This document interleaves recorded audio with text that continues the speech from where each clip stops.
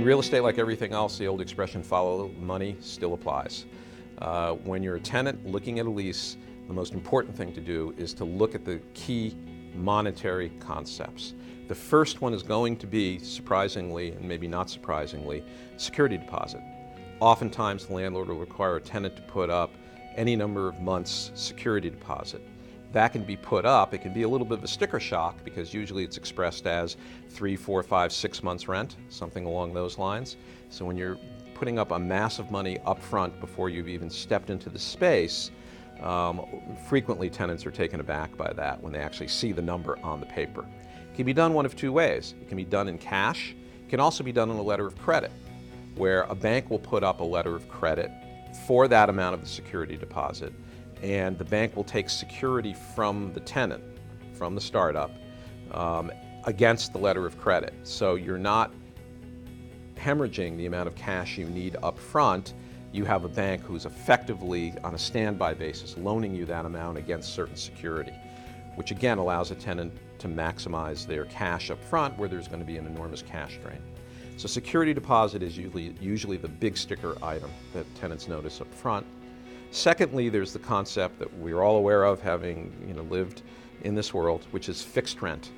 You pay the rent is X amount of dollars, it's going to go up by Y amount of dollars, you pay your rent. If you don't pay your rent, the landlord evicts you. And that's true in a commercial context as it is in a residential context. It's one of the fundamental truths of life. You have to be careful in a commercial context because unlike a residential context, where especially many young entrepreneurs are familiar with having to pay rent on their apartment, there are add-ons that are very common in the marketplace. The add-ons are usually CAM charges or operating expense charges for the building and the grounds, who's plowing, who's cleaning the corridors, who's wiping down the lavatories, who's maintaining the elevators. That's all part of usually a common fund where the tenant's paying its percentage of those common expenses.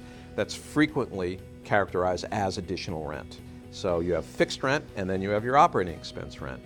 Additionally, landlords expect tenants to pay their pro rata share of taxes. So now you have a third rent component where you take your percentage of the building's total tax bill, and you're expected to pay that on an annualized or even a monthly basis.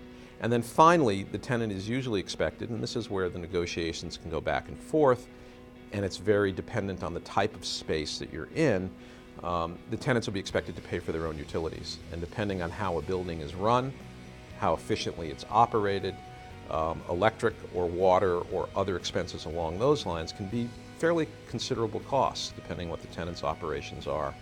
So the tenant needs to follow the money and look at every single one of those factors and assume that there's going to be some variable that they haven't factored in when they're looking at what is a sustainable rent burden for the tenant going forward.